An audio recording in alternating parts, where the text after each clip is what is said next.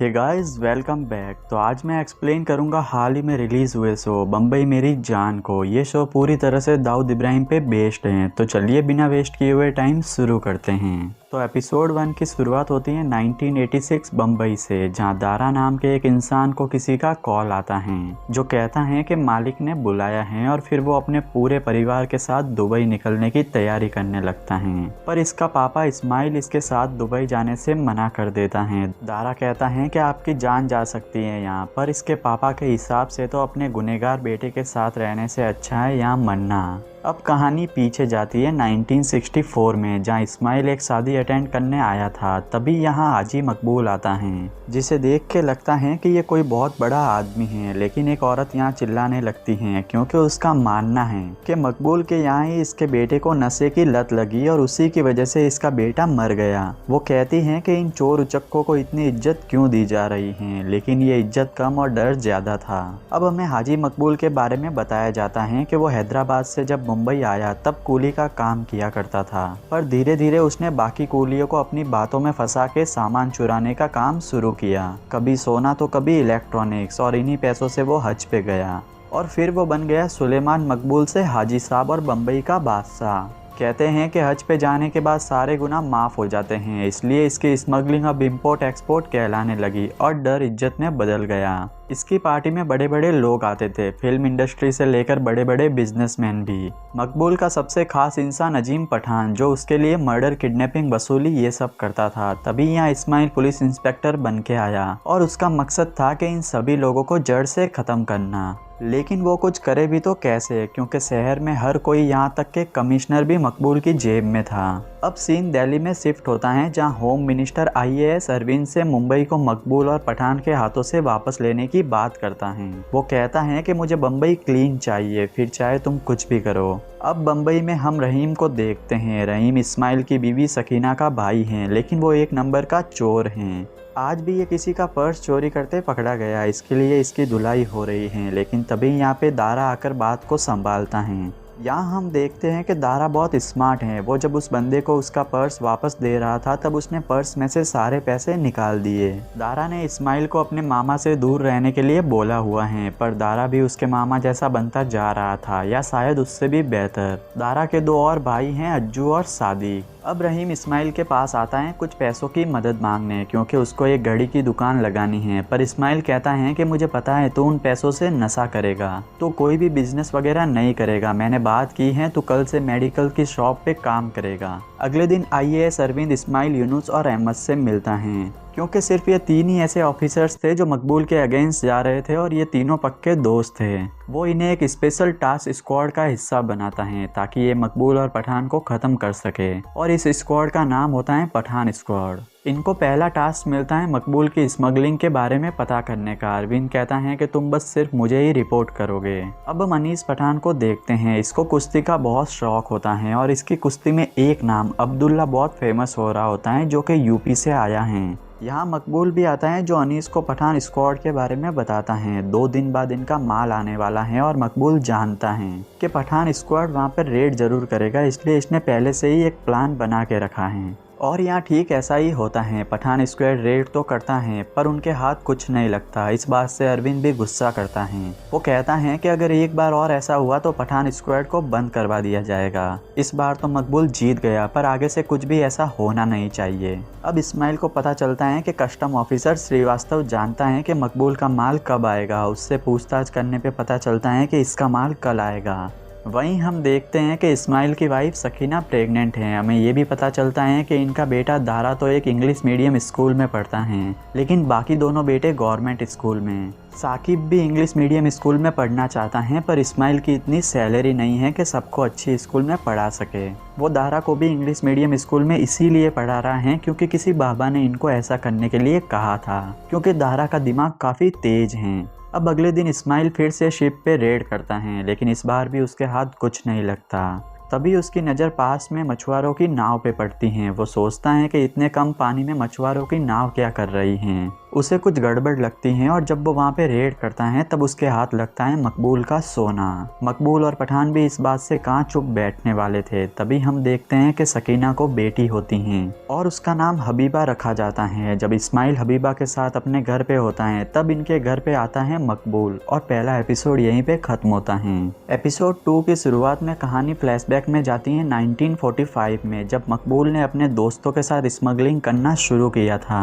लेकिन एक बार पुलिस की रेड में इसका दोस्त पकड़ा गया और उसको 2 साल की सजा हुई। मकबूल इससे वादा करता है कि हमने जितना भी सोना चुराया है जब तक ये बाहर नहीं आ जाता वो उसे छुएगा भी नहीं। लेकिन इसका दोस्त पुलिस के डर से और जेल से जल्दी रिहा होने के चक्कर में पुलिस को सब कुछ बता देता है, जिससे मकबूल को जेल हो जाती है और फिर जेल से रिहा होकर सबसे पहले वो अपने ही दोस्त का मर्डर करता है। अब प्रेजेंट में मकबूल इस्माइल से कहता है कि ईमानदारी करने से कुछ नहीं मिलेगा। वो यहाँ इसको रिश्वत देने की कोशिश करता है पर इस्माइल ईमानदारी का पक्का था। अब हम अन्ना राजन को देखते हैं जो कि धारावी में दारू का धंधा करता था। उसका नेटवर्क बहुत स्ट्रॉन्ग था। पठान और मकबूल उससे हाथ मिला लेते हैं और फिर अन्ना के नेटवर्क, पठान की ताकत और मकबूल के दिमाग से इन्होंने पुलिस की नाक में दम कर दिया था। मकबूल का माल अब यहाँ तक कैसे आता था किसी को भी खबर तक नहीं होती थी। इस्माइल के घर हम देखते हैं कि दारा के इंग्लिश स्कूल में सादिक भी जाना चाहता था। वो दारा से भी कहता है, तब दारा इसे कहता है कि मैं खुद स्कूल नहीं जाता हूँ, मैं रोज बंक मारता हूँ और आज ये तीनों लोग बंक मारते हैं और क्रिकेट खेलते हैं। यहाँ ये क्रिकेट में भी शर्त लगाते हैं, जहाँ हमें दारा के दिमाग के बारे में पता चलता है। उसने सामने वाली टीम के एक प्लेयर को खरीद रखा था जो कि उसका फ्रेंड ही था, ताकि वो मैच हारे और दारा पैसे जीत जाए। फिर दारा उसको भी पैसे दे देता था। इस्माइल जब घर पे दारा की इतनी गंदी यूनिफॉर्म देखता है तो उसको शक होता है। वो अगले दिन दारा का पीछा करता है। तब उसे पता चलता है कि इसके बच्चे तो स्कूल से बंक मारते हैं। इस पे वो दारा को थप्पड़ भी लगाता है। अब काफ़ी टाइम बाद फाइनली इस्माइल को खबर मिलती है कि मकबूल का सोना टैक्सियों के थ्रू जाता है, पर टैक्सियाँ तो ये पहले ही चेक कर चुके हैं। तब इन्हें पता चलता है कि डिक्की के अंदर जो स्टेपनी है उसमें सोना छुपा के ले जाया जाता है। इस्माइल एक टैक्सी वाले को पकड़ लेता है, लेकिन वो उसे अपना इन्फॉर्मर बना के छोड़ देता है, क्योंकि इनको सिर्फ एक टैक्सी का सोना नहीं पकड़ना था, इनको मकबूल का पूरा धंधा पकड़ना था।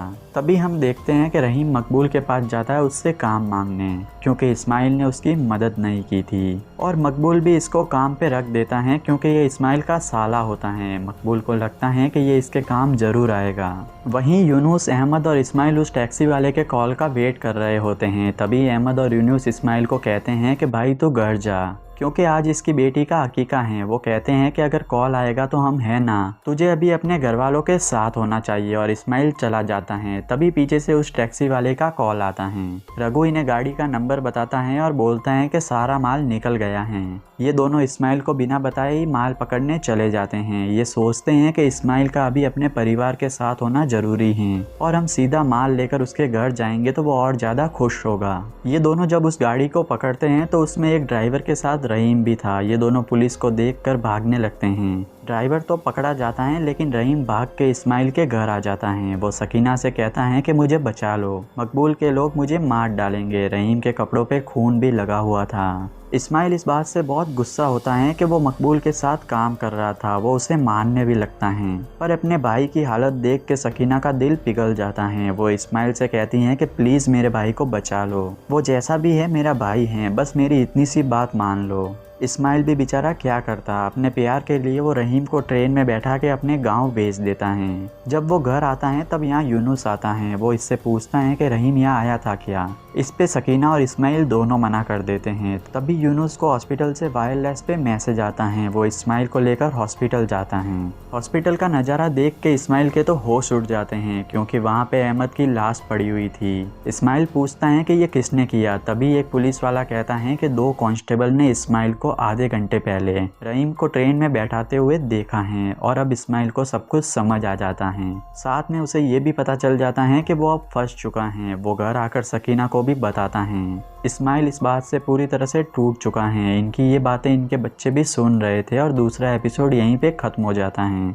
अब एपिसोड 3 की शुरुआत में अरविंद होम मिनिस्टर से कहता है कि इस्माइल ईमानदार आदमी है, उसे फंसाया जा रहा है। लेकिन होम मिनिस्टर उसे अब पठान स्क्वाड को बंद करने का कहते हैं क्योंकि यूनुस भी इस्माइल के अगेंस्ट गवाही देने वाला था। फिर अरविंद इस्माइल से मिलता है। इस्माइल बताता है कि मुझे तो लगा था कि मकबूल के लोग रहीम के पीछे हैं, इसलिए मैंने उसको बम्बई से भेज दिया, मुझे नहीं पता था कि उसने मर्डर किया है। वो कहता है कि प्लीज आप पठान स्क्वाड को बंद मत करो, मुझे साइड कर दो, मैं यूनुस के अंडर काम कर लूंगा। तब अरविंद इसे बताता है कि यूनुस ने तो तुम्हारे खिलाफ गवाही दी है, उसे लगता है कि तुम मकबूल के साथ मिले हुए हो, मकबूल हमारे साथ खेल गया, और वो ना चाहते हुए भी इस्माइल को सस्पेंड कर देता है। वहीं मकबूल कमिश्नर से जल्द रहीम को ढूंढने को बोलता है क्योंकि रहीम से भी वो इस्माइल के खिलाफ गवाही देने का बोलेगा, वरना अगर रहीम ने सच बोल दिया तो इस्माइल बच जाएगा।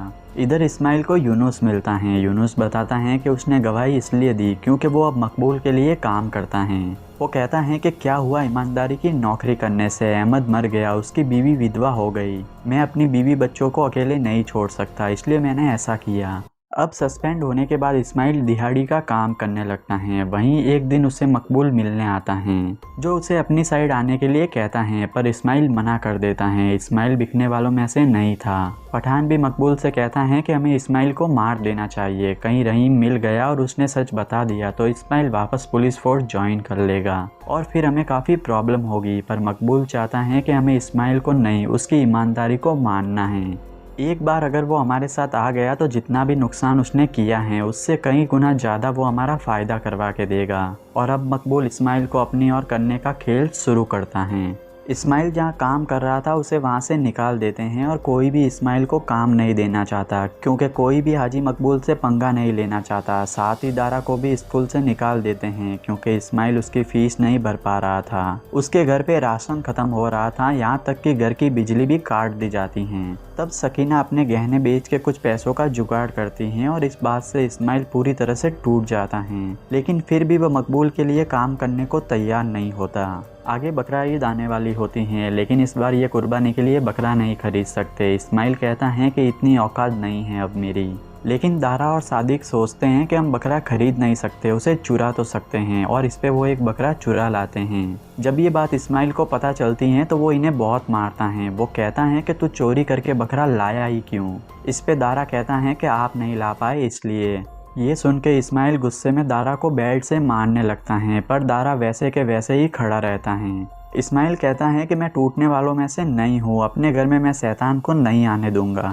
अब अगले दिन ईद का दिन होता है। सुबह सुबह हम देखते हैं कि जिस बकरे वाले ने इस्माइल के पास बकरा चोरी होने की कंप्लेन की थी, उसी के घर पे उस बकरे का मुंह कटा हुआ पड़ा था। ऑब्वियसली ये काम दारा ने ही किया था और हम समझ जाते हैं कि इतनी सी उम्र में भी दारा कितना खतरनाक है। वहीं ईद की नमाज के बाद इस्माइल को मकबूल मिलता है, जो उसके बच्चों को ईदी देता है। इस्माइल वो पैसे लेने से अपने बच्चों को मना करता है, पर दारा पैसे लेकर चला जाता है। घर आने पर वो देखता है कि उसके घर अब्दुल्ला काफ़ी सारे पकवान और तोहफे लाया है, जिसे देख उसके बच्चे काफ़ी खुश हो जाते हैं। इस्माइल उन्हें रोकने की कोशिश करता है, पर सकीना कहती हैं कि बच्चों की ईद है, इसे ख़राब मत करो। तब मकबूल इस्माइल को पकड़ लेता है और मकबूल ने रहीम को भी पकड़ लिया है। वो कहता है कि ये थोड़े पैसों के लिए तेरे खिलाफ गवाही दे देगा और तू जेल चला जाएगा, फिर तेरे बीवी और बच्चों का क्या होगा, तो ये सत्यवाद छोड़ और मेरी साइड आ जा। इतना कहकर वो रहीम को मार देता है। यहाँ इस्माइल कुछ नहीं बोलता और इस्माइल की खामोशी से मकबूल समझ जाता है कि अब इसका अहंकार हार चुका है। और फिर इस्माइल अल्लाह से दूर होता गया और शैतान के करीब आ गया और अगले 10 साल तक उसने मकबूल के लिए काम किया। और यहाँ एपिसोड 3 भी ख़त्म हो जाता है। अब एपिसोड 4 की शुरुआत में हम देखते हैं कि 1971 के इंडिया पाकिस्तान युद्ध की वजह से लोगों को काफ़ी परेशानी हुई, लेकिन तब भी मकबूल का धंधा काफ़ी ज़ोरों से चल रहा था। फिर 1975 में इमरजेंसी लग गई और इसी की वजह से पुलिस फोर्स में काफ़ी बदलाव हुए। एक नया इंस्पेक्टर आया मलिक, उसने इमरजेंसी का फ़ायदा उठा के अन्ना, पठान और मकबूल को गिरफ्तार कर लिया।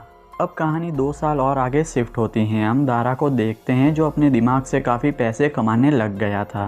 उसने सादिक, अज्जू और नासिर के साथ मिलकर पहले पैसे चुराए और फिर उन पैसों से राडो की एक घड़ी खरीदी। फिर वो लोगों के साथ ओरिजिनल घड़ी हाफ प्राइस में बेचने की डील करता और उनका ध्यान भटका के उन्हें खाली बॉक्स पकड़ा देता। ऐसा कर करके उसने काफ़ी पैसे बनाए। हबीबा को भी ये सब पता था, पर इस्माइल को ना बताने के लिए वो उससे हिस्सा लेती थी। अब टाइम ऐसा आ चुका था कि पहले मौलवी साहब मस्जिद की मरम्मत के लिए मकबूल से पैसे मांगते थे और अब दारा से।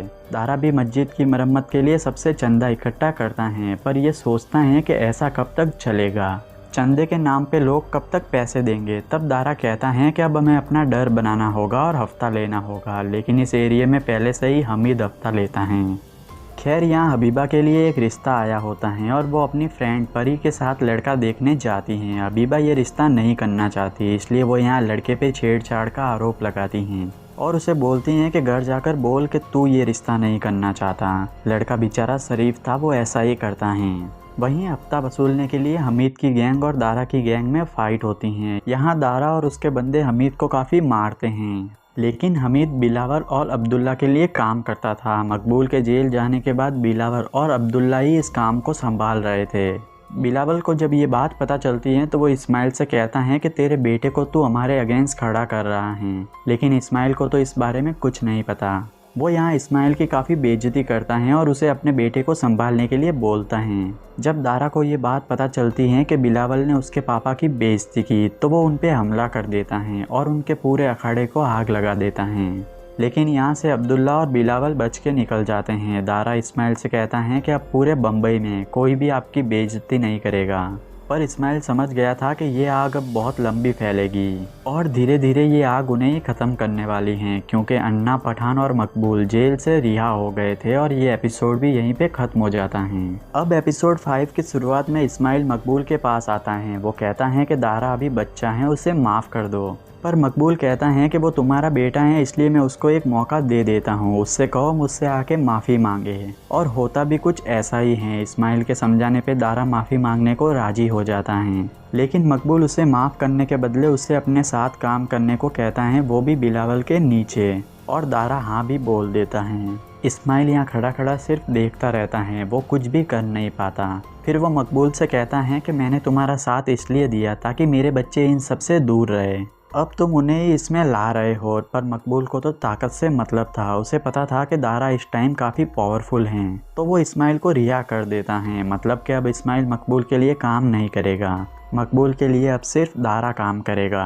दारा काफ़ी तेज़ दिमाग का था, उसकी वजह से मकबूल का काम काफ़ी तेज़ी से होने लगता है। लेकिन दारा काफ़ी गुस्सेल भी था। तब मकबूल उसे समझाता है कि अगर तुझे बड़ा बनना है तो अपने गुस्से पे काबू करना सीख। दारा भी उसकी बात को अच्छे से समझता है। वहीं नासिर को अब दारा अपने साथ कहीं भी लेकर नहीं जाता, क्योंकि नासिर एक सीधा साधा नौकरी वाला इंसान है। दारा नहीं चाहता कि वो इन सब में पड़े। अब एक दिन अज्जू कस्टम ऑफिसर को पैसे देने जाता है ताकि मकबूल का माल ठीक से आ सके। वैसे ये काम दारा का था, पर दारा यहाँ नहीं होता तो अज्जू खुद ही पैसे देने चला जाता है, पर गलती से वो किसी दूसरे कस्टम ऑफिसर को पैसे दे देता है। जब ये बात दारा और सादिक को पता चलती है तो वो कस्टम ऑफिसर के पास जाते हैं। वो कहते हैं कि अगर मकबूल को पता चल गया तो लफड़ा हो जाएगा, पर भाई को तो बचाने का ही था। वो कस्टम ऑफिसर मकबूल को ना बताने के डबल पैसे मांग रहा था। तब दारा सोचता है कि सुबह उसने जिस बिल्डर से पैसे लिए, अभी ये वो पैसे देकर बात को दबा देगा, फिर मकबूल को देने के लिए वो पैसों का जुगाड़ कर लेगा और इस तरह मकबूल को बात पता भी नहीं चलेगी और उसका भाई भी बच जाएगा। तो वो ऐसा ही करता है, लेकिन ये बात मकबूल को पता चल जाती है कि दारा ने बिल्डर के पैसे अपने भाई को बचाने के लिए दे दिए। इस पे मकबूल दारा को बहुत पिटवाता है, वो भी अब्दुल्ला से, क्योंकि वो जानता था कि अब्दुल्ला दारा का काफ़ी अच्छा दोस्त बन चुका है। ठीक होने के बाद दारा मकबूल के खिलाफ जंग करने का फैसला करता है। वो नासिर को उसके लिए एक न्यूज़ छापने का कहता है, जिसमें लिखा होता है कि मुंबई का नया बादशाह अब दारा इस्माइल कादरी हैं। जब ये खबर इस्माइल को पता चलती है तो वो भी काफ़ी गुस्सा करता है। वो अपने तीनों बेटों को मलिक के पास लेकर जाता है कि इन्हें जेल में डाल दो, पर मलिक इन्हें वार्निंग देकर छोड़ देता है, क्योंकि मलिक यही चाहता था कि दारा और मकबूल के बीच में जंग हो, जिससे आदि गैंग का खात्मा तो ऐसे ही हो जाए और पुलिस का काम आसान हो जाए। ये खबर जब मकबूल और पठान पढ़ते हैं तो पठान गुजरात से अपने भांजों को बुलाता है, जो कि एक शार्प शूटर होते हैं। मकबूल कहता है कि उसे दारा जिंदा चाहिए, लेकिन पीछे से पठान अपने भांजों को कहता है कि मुझे दारा और अब्दुल्ला दोनों की लाश चाहिए। मतलब पीठ पीछे पठान भी मकबूल के खिलाफ जा रहा था। साथ ही उसे ये भी पता था कि अब्दुल्ला दारा को बचाने की कोशिश करेगा, इसलिए वो अब्दुल्ला को भी मारने का बोल देता है। और होता भी कुछ ऐसा ही है, अब्दुल्ला दारा को बचाने के लिए पठान के बंदों को ही मार देता है। फिर उसे बताता है कि पठान के भांजे तुम्हारे पीछे आएंगे, तुम थोड़ा बच के रहना। लेकिन आज ही नासिर की शादी है, तो ये सब नासिर की शादी में जाते हैं। यहाँ नासिर की शादी होती है। शादी के बाद जब वो अपनी सुहागरात की तैयारी करता है, तभी इसके घर पठान के दोनों भांजे आते हैं, क्योंकि इन्हें लगता है कि ये सब वो नासिर की खबर छापने की वजह से ही हुआ। पहले तो वो नासिर को बहुत मारते हैं, फिर उसके सामने ही उसकी बीवी का रेप करते हैं और फिर नासिर का मर्डर करके उसकी बॉडी को समंदर में फेंक देते हैं। और इसी के साथ ये भी एपिसोड यहीं पे ख़त्म होता है। दोस्तों, इस सीरीज़ के एपिसोड काफ़ी सारे हैं और काफ़ी लंबे हैं, तो मैं बचे हुए 5 एपिसोड अगली वीडियो में एक्सप्लेन करूंगा। वैसे आप मुझे कमेंट में बताना आपको ये वीडियो कैसा लगा। साथ ही इसे लाइक करना, शेयर करना अपने दोस्तों के साथ, और मेरे इस चैनल को भी सब्सक्राइब कर देना।